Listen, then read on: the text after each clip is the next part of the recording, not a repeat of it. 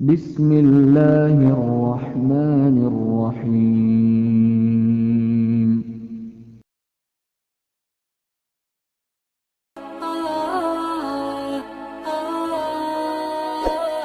Anzalna 'alaikal Qur'an litashqa. Tujuan diturunkan Al-Quran itu bukan pengen menyulitkan kita, bukan pengen ngasih beban, justru menyelesaikan masalah kita. Makanya baca Quran jangan baca teksnya doang. Coba kita sedikit-dikit baca asbabun nuzul. Cerita, kenapa sih ayat ini turun? Ayat hijab. Kenapa ayat hijab turun? Ada ceritanya tuh. Ceritanya banyak memang kebaikan dalam hijab. Tapi salah satu yang berkaitan dengan ayat itu, kan waktu itu di Madinah, walaupun Nabi udah hijrah ke Madinah, di sana tuh masih banyak prostitusi online ya di Madinah. Masih banyak lah, sehingga cewek-cewek itu ada yang kalau udah maghrib, kupu-kupu maghrib itu udah mulai keluar. Dia udah keluar, terus kayak ada spotnya gitu kan. Pokoknya kawasan situ udah terkenal lah. Siapa yang lewat kawasan situ kayak lama-lamain, pura-pura mogok mobil, apalah kayak gitu-gitulah. Udah ada lah daerah situ. Nah, suatu saat, dan mereka kan berpenampilan biasa, nggak menutup aurat. Ada cewek-cewek muslimah. Kalau saya bilang cewek itu artinya perempuan, wanita, cuman bahasa anak muda cewek, dan itu bukan penghinaan. Buat kita ngomong cewek itu berarti akrab.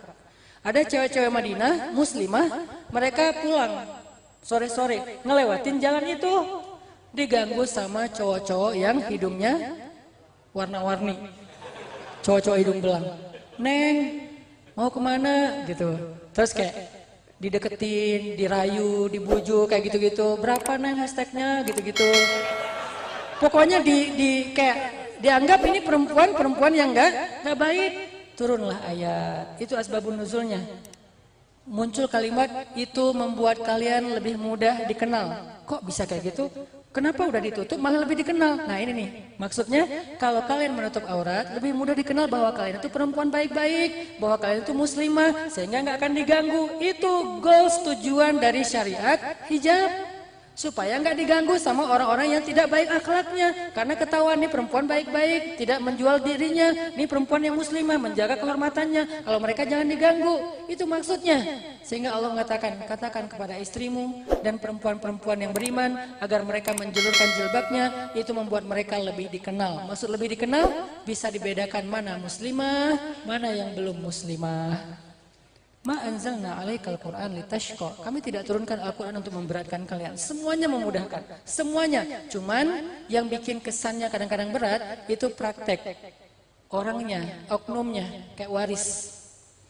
Ilmu waris itu kan yang agak kurang bisa diterima buat cewek-cewek itu kan karena nggak sama rata kan. Adil tapi nggak sama rata. Karena keadilan itu nggak harus sama rata. Keadilan itu proporsional. Laki-laki dapat 2, cewek dapat 1. Sekarang saya pengen buktiin kalau waris itu sebetulnya lebih nguntungin cewek. Cowok dapat 2 bagian, cewek dapat 1 bagian. Tapi jangan hanya melihat bagiannya. Kenapa cowok dikasih 2 bagian? Ini namanya maqasidus syariah. Ini yang kalau alhamdulillah saya belajar di Mesir. Mesir itu kan diajak berfikir.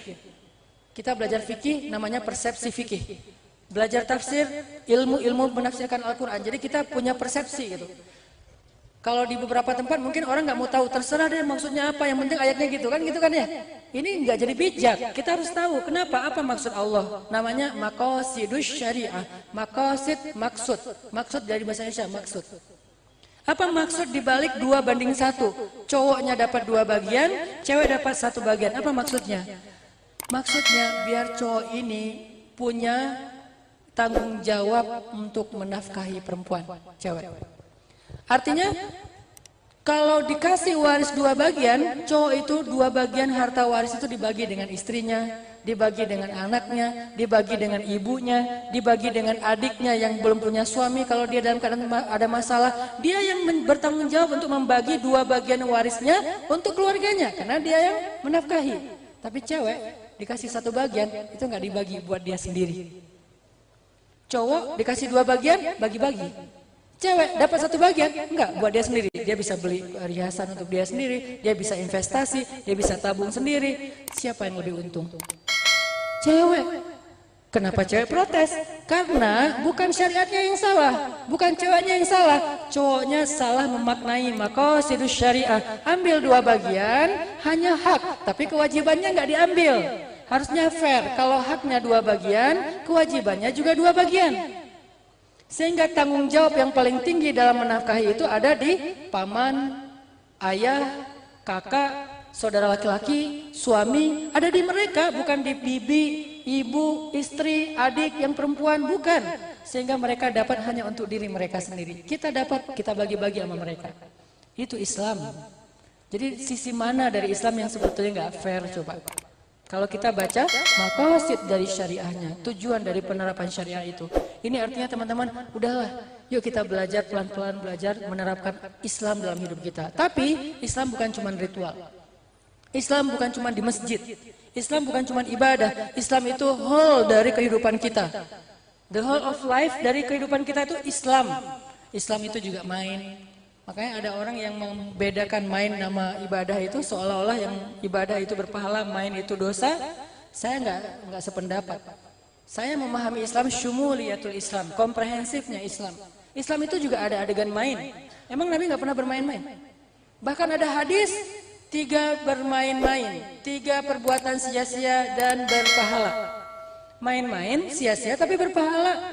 Salah satunya apa? Bermain-main dengan keluarga. Salah satu yang paling seru, bermain-main dengan istri.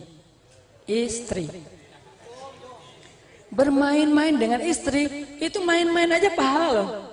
Kita kayak bercanda, kayak saling kayak menggoda, kita kayak manja-manjaan, itu aja berpahala. Kalau istri orang baru dilihat dosa. Makanya jangan istri orang, istri sendiri. Kalau nggak ada ya sabar ya. Alaikum bissaum, hendaklah berpuasa. Artinya, oh ternyata main-main dalam Islam juga berpahala. Makanya Nabi main dengan keluarganya, main dengan cucunya.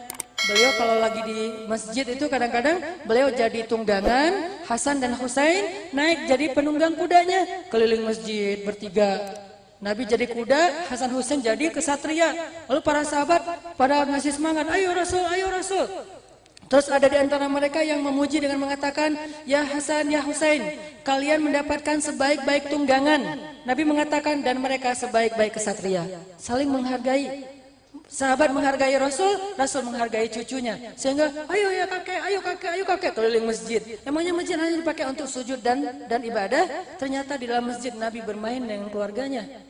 Pernah lagi ada adegan, kan di Masjid Nabawi itu suka digantung buah kurma wakaf. Buah kurma sedekah, karena dulu nggak ada tempat menyimpan barang Baitul Mal, disimpannya di masjid juga, digantung di tiang-tiang masjid. Jadi orang miskin kalau mau makan, nggak ada makanan di rumah, tinggal metik aja di tiang masjid. Masuk ke masjid, petik, makan.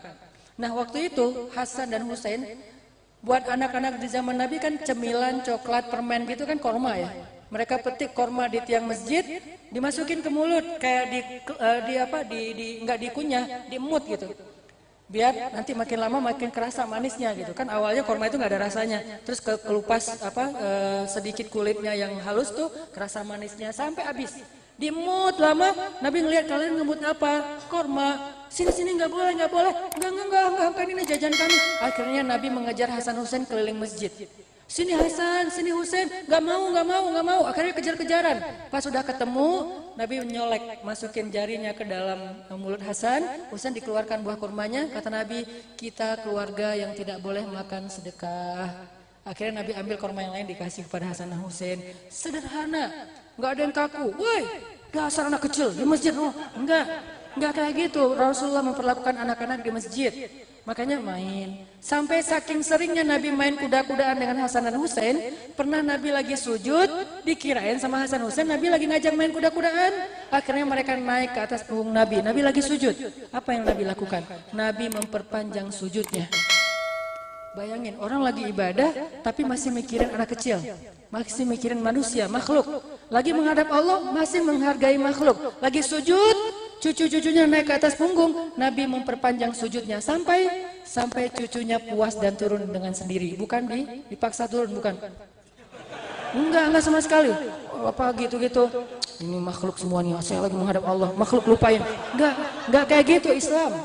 Nabi perpanjang sujudnya. Sampai setelah selesai sholat, sahabat heran. Kok sujudnya lama banget, ada apa ya?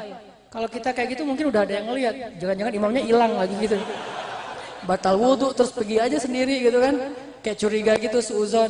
Sahabat enggak, mereka diem aja. Sampai beres sholat, ya Rasulullah, kenapa sujudnya lama sekali? Kata Rasul, tadi pas lagi sujud, cucu-cucuku naik ke atas punggung. Dan aku tidak mau mengganggu mereka bermain.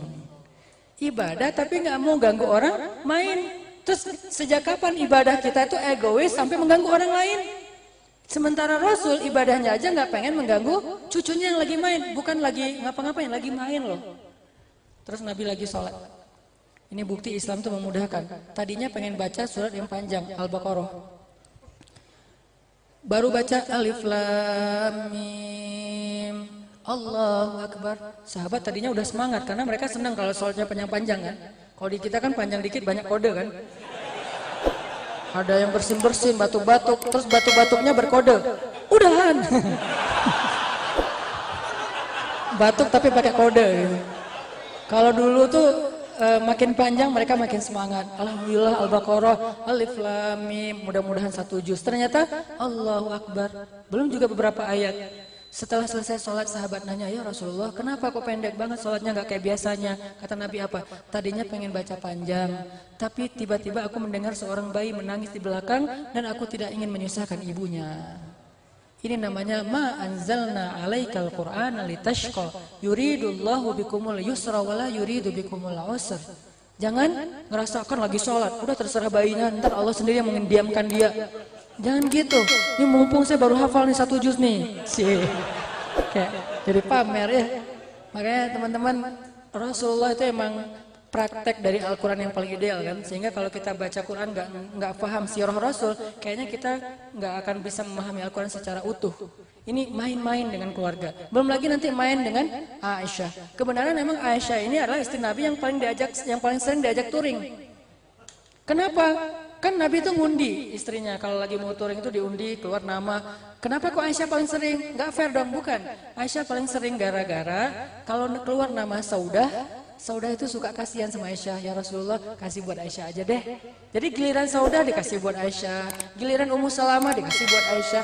Aisyah itu sering dapat hadiah waktu dari istri-istri Nabi yang senior. Karena istri Nabi kan ada 2 geng gitu kan. Kata siapa Ustadz? Kata ulama, bukan kata Hanan. Kata ulama, istri Nabi itu punya 2 kelompok. Cuman bahasa kita kan kelompok itu geng. Geng itu bukan negatif ya. Jangan selalu menerjemahkan bahasa anak muda itu negatif. Anak muda itu insya Allah positif juga. Jadi istri Nabi itu punya 2 kayak grup gitu. Yang satu grup senior, adminnya Saudah. Yang satu lagi grup junior, adminnya Aisyah. Nah Saudah sama Aisyah nih kayak soulmate-an banget. Saudah tuh sayang banget sama Aisyah. Jadi begitu keluar nama Saudah, ngeliat Aisyah kayak lagi pengen gitu touring bareng Rasul. Aisyah pengen jalan, ya pengen sih. Ya udah buat Aisyah aja. Gitu.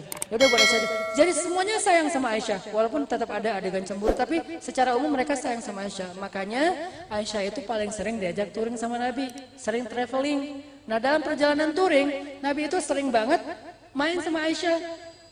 Sahabat-sahabat lagi di rest area. Kalian duluan. Kata Nabi, kalian duluan gitu. Tinggalkan saya sama Aisyah. Mobil saya sama Aisyah bawain aja. Ntar kita nyusul. Nyusulnya lari. Pas sahabat udah duluan, udah beberapa lama, udah jauh, Nabi bilang, Aisyah lomba lari yuk. Itu Nabi loh, bukan Ustadz. Jadi kalau Nabi aja main, masa Ustadz gak boleh main? Main sama siapa? Sama pasangan. Aisyah lomba lari yuk. Yuk kata Aisyah. Lari mereka berdua. Aisyah menang. Nabi komen dalam adegan itu. Ketika kalau bahasa kita diposting, Nabi komen. Aisyah waktu itu masih kurus.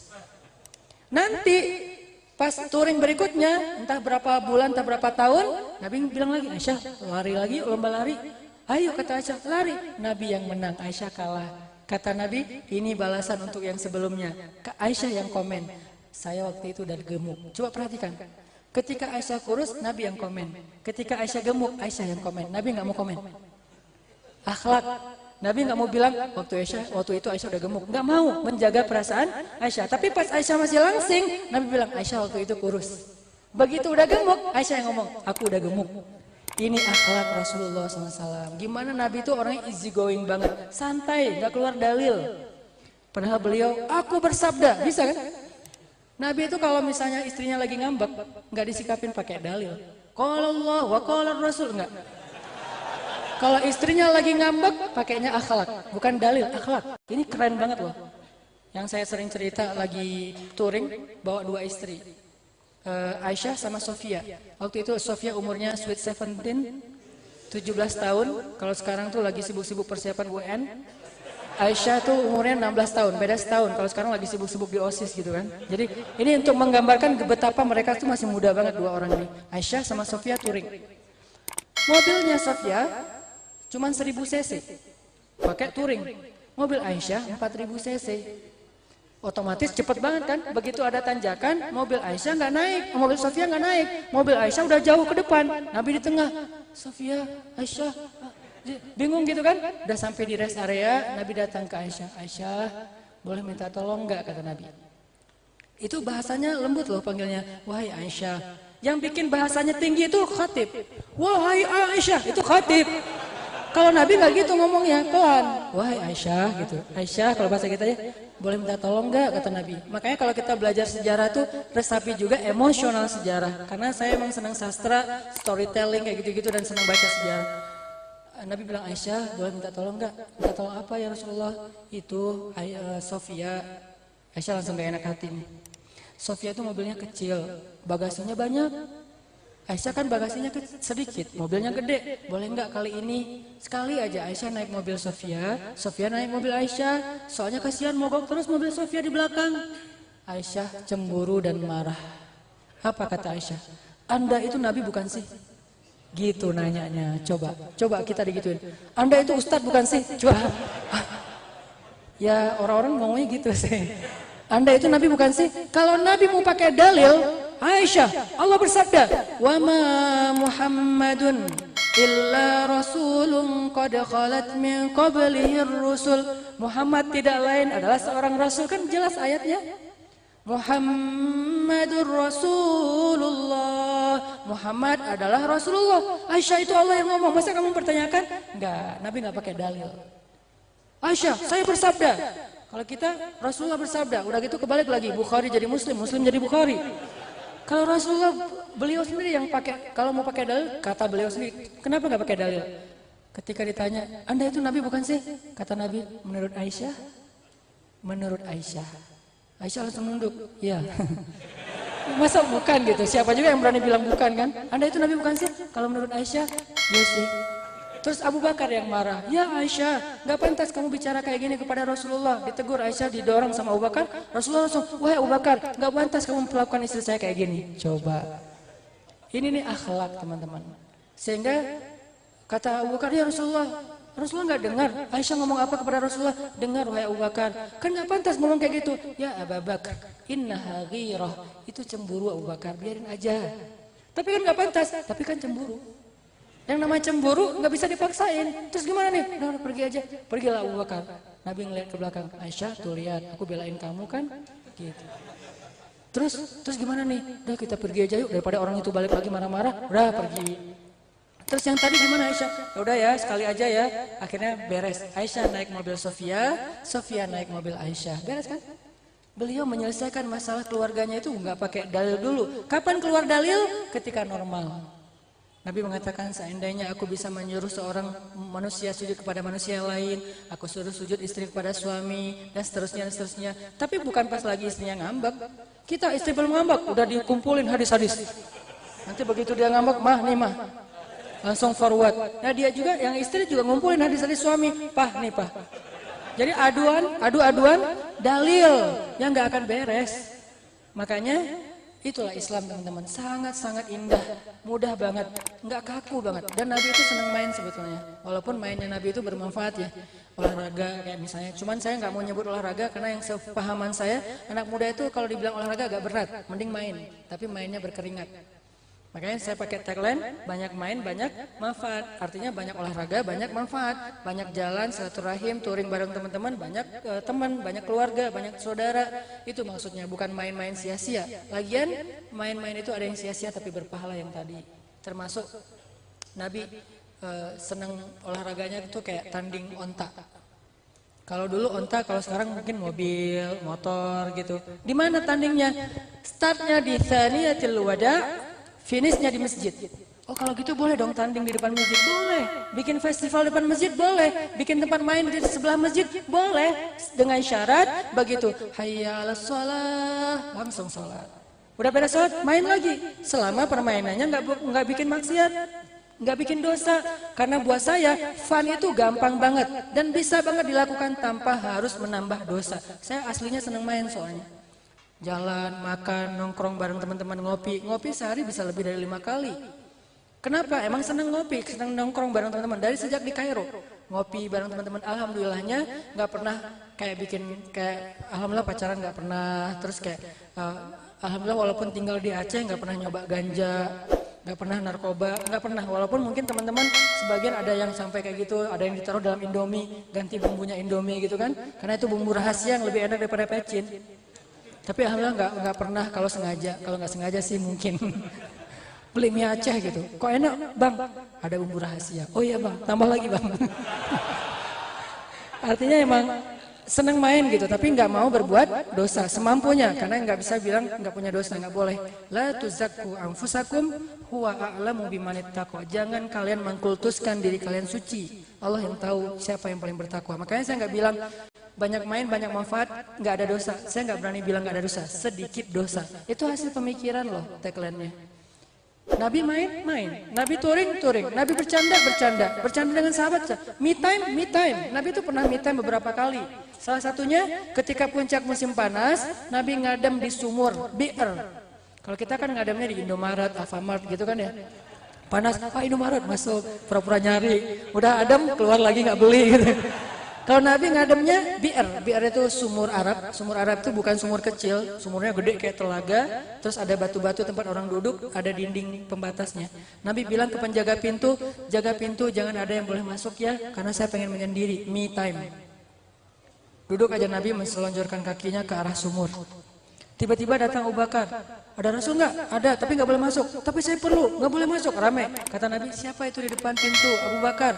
Biarkan dia masuk, dia ahli surga. Akhirnya Abu Bakar masuk. Duduk di sebelah Nabi, menselonjorkan kakinya ke arah sumur. Kemudian datang lagi Umar. Ada Rasul nggak? Ada, tapi nggak boleh masuk. Kenapa nggak boleh masuk? Saya ada perlu, tapi nggak boleh. Rame. Siapa itu? Umar. Izinkan dia masuk, dia ahli surga. Masuk aja Umar. Di sebelah Abu Bakar. Ini adalah sebuah isyarat. Bahasa Arabnya tanabbu. Apa tanabbunya? Bahwa mereka nanti akan kalau meninggal dimakamin kayak gitu urutannya. Nabi, Abu Bakar, Umar. Udah gitu datang Utsman. Ada Rasul nggak? Ada, tapi nggak boleh masuk. Saya ada perlu, tapi nggak boleh. Rame. Kata Nabi, siapa itu? Utsman. Izinkan Utsman masuk. Dia sebaik-baik pemuda surga. Bukan hanya ahli surga, tapi sebaik-baik pemuda surga. Masuk Utsman. Kebenaran tempat duduk batu tadi udah penuh. Akhirnya Utsman duduk di seberangnya. Batu yang ada di seberang kolam itu. Ini tanabbu juga Utsman nanti dimakaminya di Baki. Bukan di sebelah mereka bertiga. Jadi cerita Nabi itu semuanya hikmah, semuanya kebaikan. Dari semua angle kita lihat. Yang jelas Nabi juga ternyata ada me time-nya, nggak mau diganggu sama yang lain, pengen istirahat sebentar. Karena kalau Nabi keluar pasti banyak yang curhat. Saking banyaknya yang curhat sama Nabi, sampai Allah bikin syariat kalau pengen curhat bayar dulu. Ada gitu Ustaz? Ada di surat Al-Mujadalah. Kalau kalian pengen curhat, berinfak dulu. Berapa ya Rasul? Nabi bingung mau ngomong berapa, kan Nabi nggak biasa nyebut angka ya. Akhirnya Nabi nanya kepada Ali, berapa? Kata Ali, segenggam gandum. Wah kemurahan kata Nabi. Ya udah sekarung kemahalan. Akhirnya tengah-tengah beberapa genggam gandum. Jadi siapa yang pengen curhat ke Nabi waktu itu masukin ke dalam karung beberapa genggam korma gandum baru curhat. Lama-lama yang curhat berkurang karena udah nggak sanggup bayar. Baru turun ayat menghapus ayat itu. Ini namanya nasikh mansukh. Ayat yang menghapus dan yang dihapus. Tapi pernah diberlakukan? Pernah. Kenapa? Saking banyaknya yang curhat ke Nabi sampai nggak ketampung. Kasihan Nabi. DM-nya penuh, japriannya penuh. Udah nggak kebaca. Kasihan kan? Akhirnya kalau kalian pengen DM Nabi, bayar. Kalau kalian pengen curhat ke Nabi, bayar. Gitu kan? Diberlakukan sama Allah. Bukan Nabi yang berlakukan Allah. Untuk meringankan tugas Nabi. Artinya emang ini Masya Allah. Kehidupan Rasulullah itu hal-hal yang kalau kita baca itu daily kita banget main. Nah di sini alhamdulillah insya Allah di pesantren kita ini tadi Pak Haji Hilman ngomong sama saya, Ustadz saya pengen pesantren dan masjid kita itu lebih youth friendly. Akhirnya kita pengen bikin di sini tuh tempat ngumpulnya anak muda. Terasnya anak muda. Kenapa dibilang teras? Karena dia ada di pelataran masjid. Tempat anak muda nongkrong, tempat anak muda olahraga. Di sini nanti anak skate bisa main skate, floornya tuh udah skatable banget. Anak BMX bisa main BMX, anak parkour apalagi, main volley, main basket, main futsal. Yang penting semuanya positif. Nanti waktunya sholat bisa masuk ke masjid, disediakan tempat yang untuk mandi atau tempat untuk bersih-bersih yang nyaman. Kemudian kalau perlu, kalau di Masjid Al-Latif Pemuda Hijrah dikasih satu meja barista sehingga dapat kita bisa wakaf lah. Kafe-kafe yang ada di sekitar masjid wakaf setiap hari menyediakan 20 cup kopi gratis buat yang nongkrong di masjid. Nongkrong di masjid itu bahasa Arabnya apa? Iktikaf. Bahasa anak mudanya nongkrong. Saya hanya menerjemahkan makna itikaf. Kenapa dipermasalahin ya? Dipotong, rame, viral. Kok di masjid kok nongkrong? Nongkrong itu itikaf, karena bahasa Arab itikaf itu artinya berdiam diri di suatu tempat. Nongkrong kan? Apa yang dilakuin sambil nongkrong? Bisa zikir, bisa tilawah, bisa baca buku, bisa dengar tausiah, bisa ngahuleng. Terserah deh, yang penting jangan ngahulengin yang macam-macam gitu. Ya namanya istirahat kan, ngahuleng dulu gitu. Siapa tahu dapat ide-ide yang bagus, kreatif gitu kan. Bisa silaturahim, istirahat dulu. Yang penting semuanya adanya di masjid. Habis baterai, colokannya banyaknya di masjid. Masjid itu banyakin colokan listrik. Kalau misalnya kuota terbatas, unlimited masjid. Baterai habis masjid, kota terbatas masjid, pengen olahraga masjid, pengen dekat dengan surga, taman-tamannya ada di masjid, pengen nongkrong tapi berpahala, tidur aja berpahala, masjid. Artinya masjid ini nggak boleh dikunci, 24 jam milik umat, tapi tetap harus kondusif. Karena kalau udah nggak dikunci, banyak kejadian-kejadian lucu. Ini artinya teman-teman, insya Allah teman-teman di sini akan menyediakan, insya Allah ya, Kang Hilman, untuk menyediakan tempat area teras anak muda, dan nanti akan kita bikin gerakan namanya gerakan baper. Baper itu apa, Kang? Barisan Pemuda Berhijrah. Ini nanti follow ya akunnya ya, Instagramnya, followersnya udah gede. Ini adalah salah satu akun yang insya Allah nanti akan jadi akun dakwah, akun baper yang ada di Kota Baru Cikampek ya. Kota Baru Cikampek, saya tadi dikasih tahu jangan Cikampek dong, harus ada kota barunya. Kota Baru Cikampek yang insya Allah ini akan jadi salah satu spot anak muda yang pengen taat tapi asik. Unsur asiknya ada di sekeliling masjid, taatnya ada di dalam masjid. Jangan lagi bikin gap antara masjid dengan anak muda. Jangan lagi bikin gap antara ibadah dengan hobi. Nggak ada gap. Gap itu hanya antara kebaikan dengan kebatilan. Cuman itu gap. Sementara hobi kita nggak semuanya batil, banyak yang baik. Olahraga baik, nongkrong baik, ngopi baik, apalagi silaturahim, bikin sosial project, dan seterusnya. Nggak ada yang buruk kecuali kalau dia bermaksiat kepada Allah. Jadi kita ramein, mudah-mudahan masjid ini jadi salah satu mercusuar dakwah yang ada di Jawa Barat, di Indonesia, sehingga nanti akan diikuti oleh masjid-masjid lain yang ada di seluruh Indonesia insya Allah. Barakallahu fiik. Semoga ini menjadi inspirasi buat kita. Yuk kita hijrah bareng-bareng, belajar dekat sama Allah bareng-bareng. Gak usah khawatir, menjadi seorang muslim itu gak kaku. Menjadi seorang muslim itu nggak akan menghilangkan hobi-hobi anak muda, karena Islam tadi mudah dan